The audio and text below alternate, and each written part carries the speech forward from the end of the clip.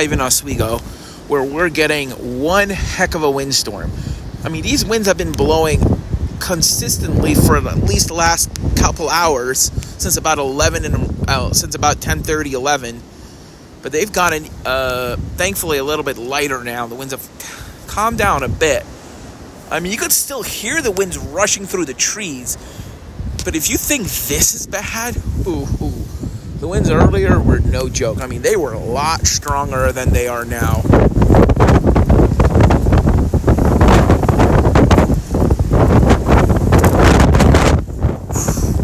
They were a lot stronger than they are now. I mean, these winds are strong, yes, but earlier, they were even worse. There's been damage, like structural damage.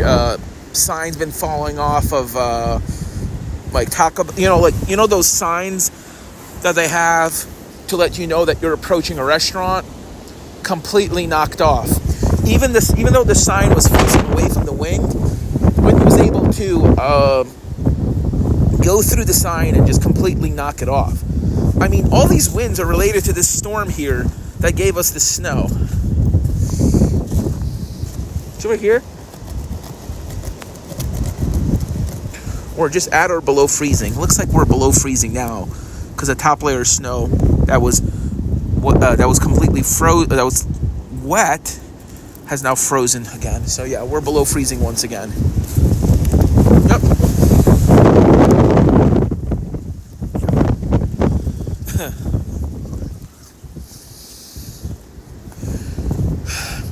There was just a wind gust in the last hour at 60 miles per hour on campus. There was a measured wind gust of 60, about one something. I strongly believe the winds were much stronger because at 11:30, 12, the winds were much worse than at 1 a.m. or right now. Those winds were easily above 70. I was seeing the winds going across the ground, across the wet ground. They were definitely exceeding 70. Unfortunately, there's no official measurements here. I wouldn't be surprised if there were some gusts here on campus that exceeded 70 on the automated wind vane. So I wouldn't be surprised if there's some automated wind measurement exceeds 70. I mean, I was seeing winds above 70, so I was there. I could hear the winds just howling through the power lines. I mean, these winds were much stronger than anything we're getting right now. I mean, the winds are strong right now.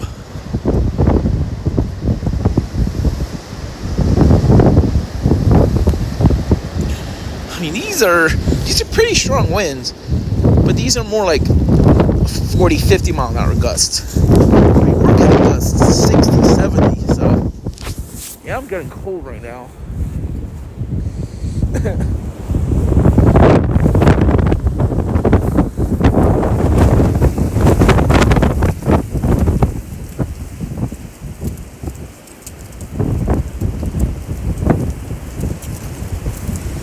I mean, look at this. All the water is frozen. Temperatures are going below freezing now, so yep.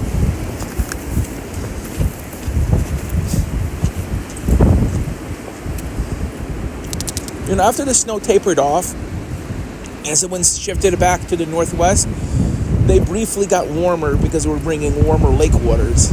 But now, even though the winds are off the lake, all that cold air that's coming from Canada is now passing over the lake. Yeah, these are pressure gradient winds because the storm that passed over Oswego is rapidly intensifying. And also there is a very strong area of high pressure that's to our west over the Midwest.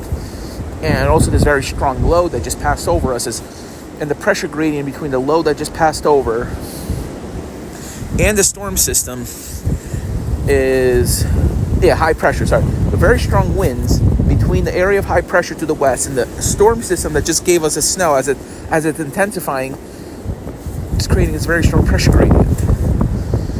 And the crazy thing is about this low, it's actually going to weaken once it hits over to Maine. This is why I really wasn't expecting such strong winds.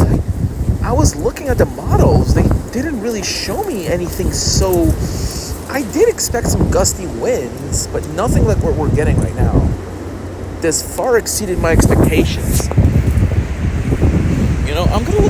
models because I didn't see anything so remarkable in the forecast. I strongly believe this is lake effect. I believe that the lake effect band, even though it was not over us, was producing kind of like a wake, kind of like enhanced the winds. But also Rochester was getting really strong winds, so maybe it's something the models just didn't forecast. The models just didn't forecast it, and we were having hurricane force winds earlier, or near hurricane force. I would say some of the gusts were, at the very least, strong tropical storm force winds. Gusts were between 60 and 70. There was some gusts, according to one person, about 55 miles an hour in Rochester. So, not a meteorologist, but another weather enthusiast. So, I mean, we only got like about 2 inches of snow here.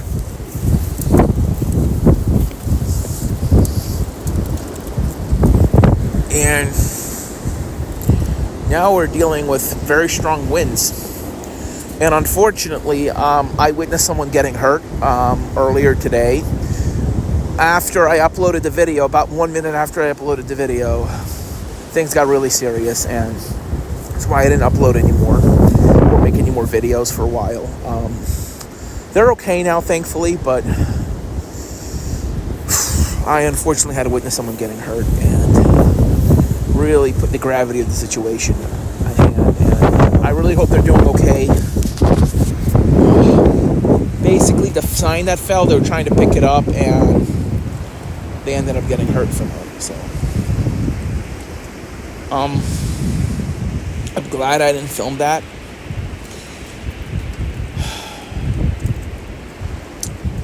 Just telling you the weather situation here in upstate New York took a turn for the worse this afternoon when these much stronger than expected winds just struck. This was completely unexpected. Well, maybe not completely unexpected. Maybe one of the models forecasted it. I mean, I was looking at the models and I didn't see anything that was screaming damaging winds, 60 plus miles an hour. I would have known. I mean, I would have looked at the wind speed. I wasn't even thinking about the winds. I was expecting some gusty winds, maybe 20, 30, 40 miles an hour gusts, but what we had today, I mean, this system wasn't even that powerful. I mean, you would expect winds like this with a storm that's sub 990. This system was low, at the very least, maybe upper 990s. Something is telling me the next few days are going to be very active. So these wind patterns might continue for the next few days. That there's going to be successive cold air blasts and lake effect snow events. I don't know if the wind's going to be as strong, but I'm going to be making sure to check the models very carefully. I mean, this definitely took me for a surprise. And yeah, what's the snow we're getting right now is lake effect, but this is not where we're talking. We're not talking about the little bit of snow that's coming out. This is damaging winds. I'm pretty sure that's what a lot of people are going to talk about tomorrow, is the crazy windstorm we had today. Yep, there's a band right there. There's a snow band right there. Yep. And these clouds are really streaming along. You see those power lines over there? Yeah. From what I can tell, yeah, they look partially obscured. Sorry. Well, kind of, I could see them flashing, like,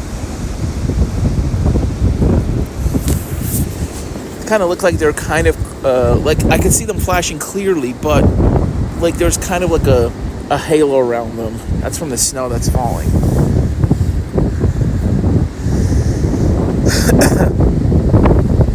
This is the worst I've ever seen it. I mean, this is probably normal. Like, not normal, but this probably happens at least once every couple of years. Maybe once or twice every few years this probably happens here. Because I remember, I think it was a couple years ago, there were like 90 mile per hour gusts on the leeward side, on the leeward side of Lake Erie. There were some very strong winds. I think this was like 2 or 3 years ago.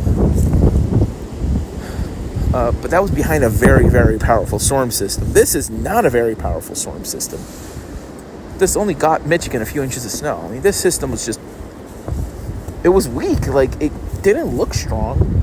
It did show kind of some intensification over Lake Ontario.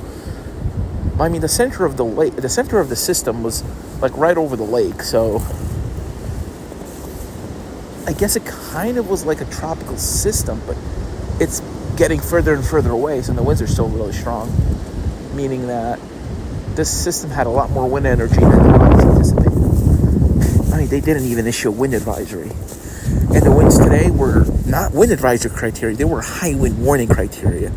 And yet not even a wind advisory was issued, meaning this was completely unforecasted. They were saying gusts up to 45 knots for a gale warning.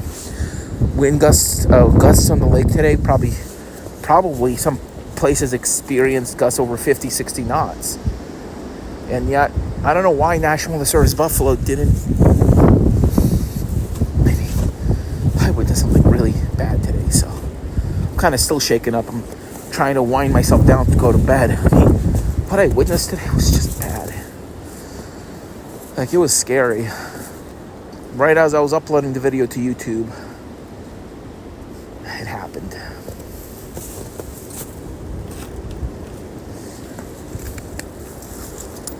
It was maybe a couple minutes after, not even a couple minutes, it was literally seconds after I hit the upload button when the incident happened. Thankfully, he got back up. The person in question, he's doing better from what I can tell. He was taken away to the hospital as a precaution. So, hope all is well with him, and,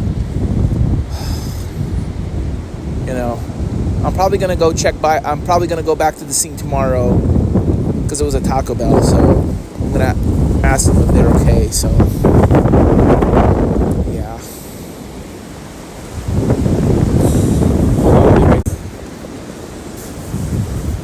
So back. All right, so we're in the middle of a lake effect snowband. We're kind of like in the middle of it, like it's kind of sagging southward. We're in the middle of it, but it's pretty broken up. Problem is the winds are so strong that the band doesn't have time to get more organized. I mean, if the winds were a little weaker, I think for an optimal maximum effect snow band, you would probably need winds of 20 to 30 miles an hour gusts, maybe gusts up to 40. But because the gusts are too strong and they're coming from the west-northwest, it doesn't have enough time to organize. And so it's kind of this just wide but very weak band. If the winds were maybe 10, 15 miles an hour weaker, we'll be dealing with heavy snow right now. I mean, we're in the middle of the band, though. Like, if you look on radar and you were to look at Oswego on radar scope, you would see that there is snow to the south, snow to the north. Instead, it's more cellular. That's what usually happens when there's very strong winds. If there's a light wind, the band is able to organize better. No one's commenting, so I'm just going to assume it's probably a family member or one of my friends watching. Kind of want more people to join, but, you know, I'm just winding myself down. What I saw today, I'm never going to forget. And I really hope that the guy's okay.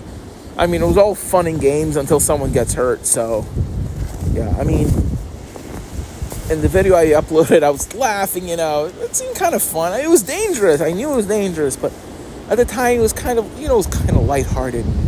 Once the person got hurt, yeah, it was no longer a funny occasion. Quickly turned serious, and I hope I get to interview him and, you know, make sure he's okay, because this is definitely something for the papers. You know, this is something local residents are never going to forget, including myself. I mean, I'm an avid geek. I've watched weather my whole life. I experienced Sandy. I experienced Faye. I experienced Isaias, Floyd, you name it. I've experienced quite a handful of systems, both tropical, non-tropical, severe.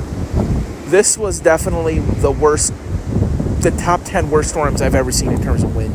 Definitely the top 10. I would place this about number 3 worst, maybe even no. Top 1 is Isaias. Sandy, I think, was second. This is third place.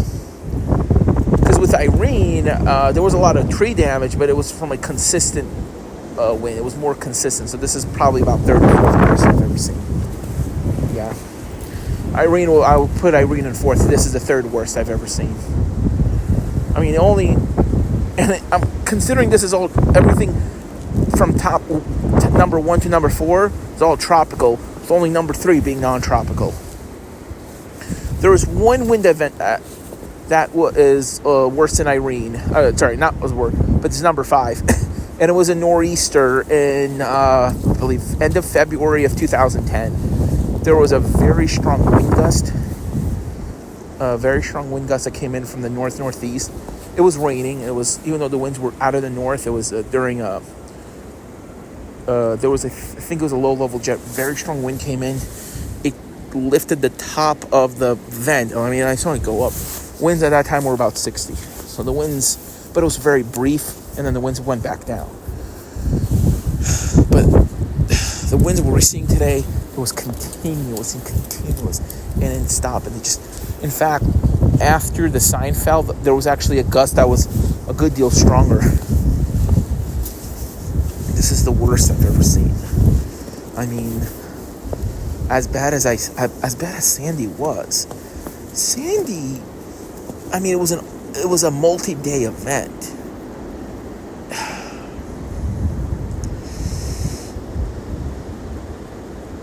I mean, there was some really strong gusts during Sandy. I was out filming during Sandy. I felt safe filming during Sandy. I did not feel safe filming during Isaias. I was outside. I got actually scared.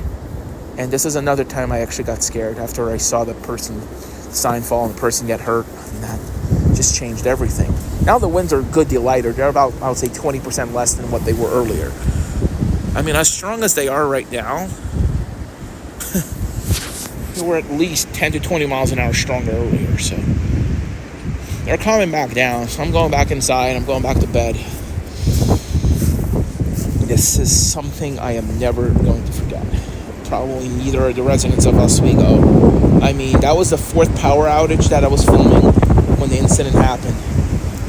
I mean, there were multiple power outages, and I'm probably going to compile this and into an upload, and then there were 4 continuous power outages, and that's why I was filming. And then I stuck my phone out, and the winds were so strong, nobody could hear me. So, anyway, thank you for watching. That one person. I think I know who you are, but thank you. Good night.